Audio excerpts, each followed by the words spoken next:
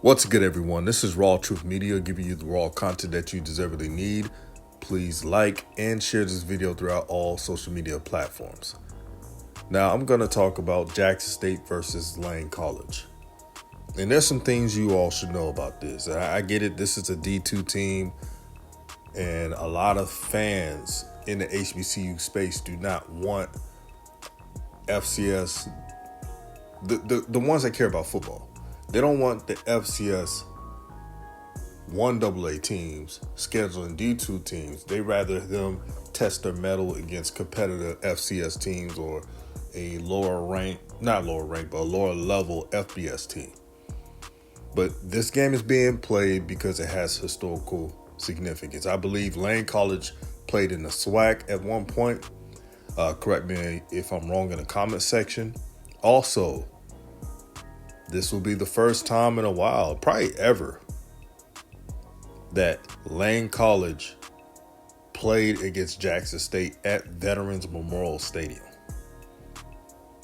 It's a historical significance.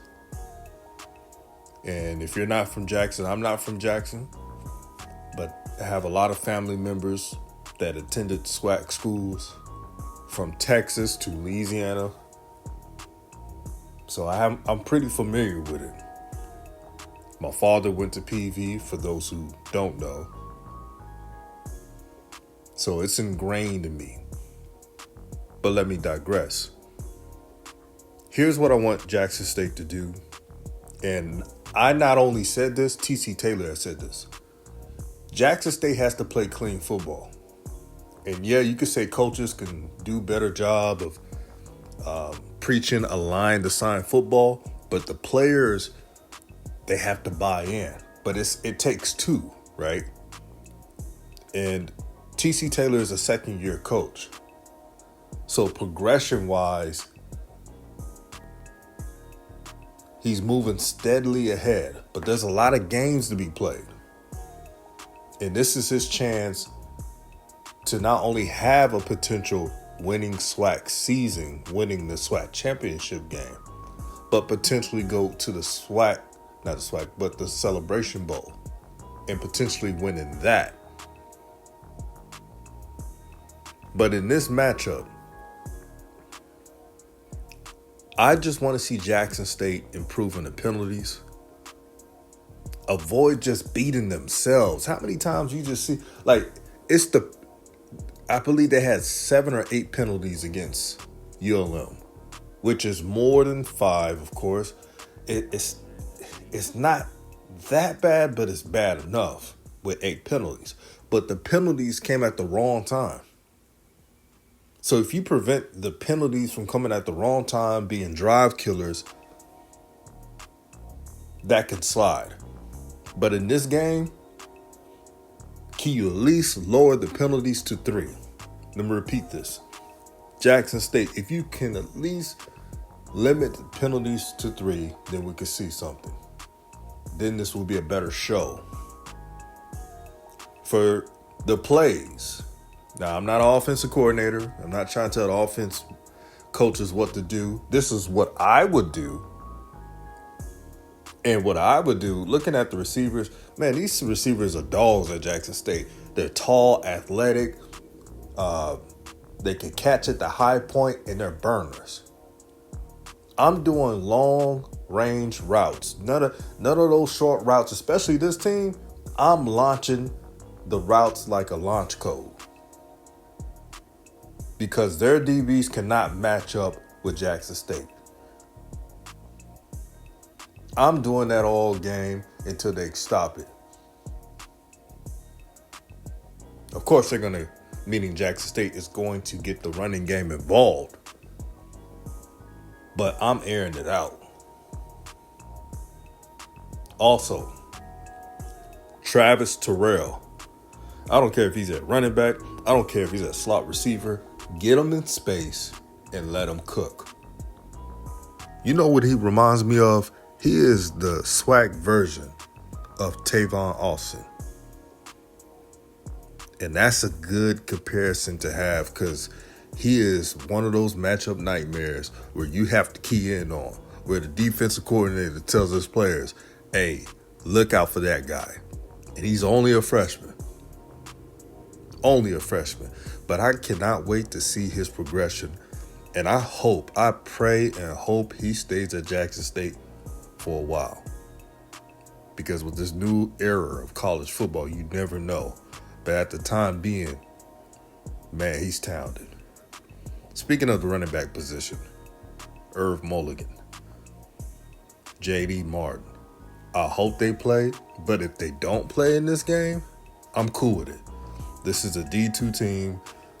Hey, they could, they just need to get healthy, if they're unhealthy, that is, and get ready for conference play. That's the most important part. Play the young guys in this game. I just want Jackson State to send a message. This game does not need to be close. This game does not need to have no slow starts. They need to hit like their life depended on it. They need to send a message. Because right now, Jackson State is not getting no love from the media or anybody. I see the talent, but they were looking at the first game. And this is what irks me. When Jackson State played Texas State, I was at that game last season. Texas State had a better offense, a better defense than ULM. Jackson State played with their heart. I know they gave up 80-something points, but they scored 40-plus points in that game. I think it was like 41-42. They executed so well on offense, and people forgot about it because they played a high-powered Texas State team. That same Texas State team last season beat Baylor. That same Texas State team last season had one of the best offenses in the country in the FCS. In the country.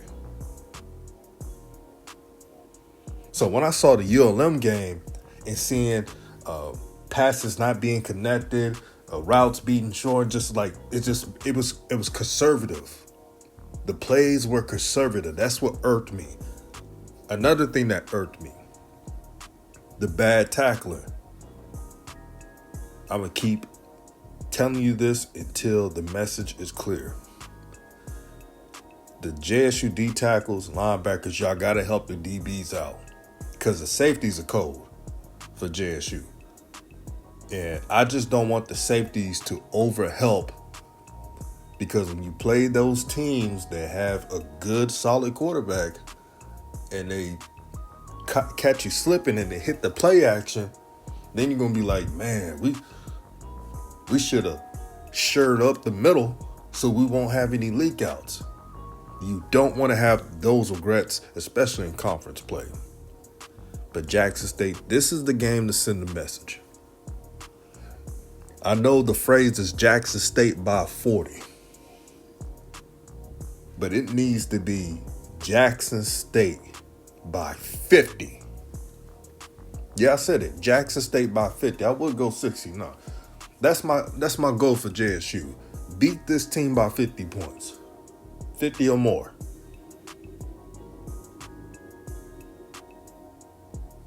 The talent is there. The culture is there. That's one thing I respect about Coach T.C. Taylor. He's brought the culture so well. You don't hear anything bad about these kids.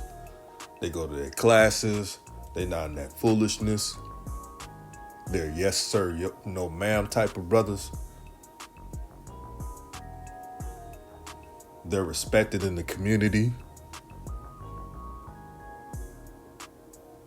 I just want to see this team play to their fullest potential. That's all I asked for. And TC said the same thing in the press conference.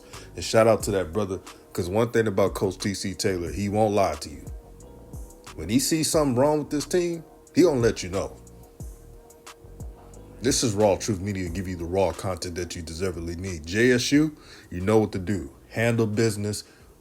You know how good you are. You want to move up in the rankings. You want to get that respect.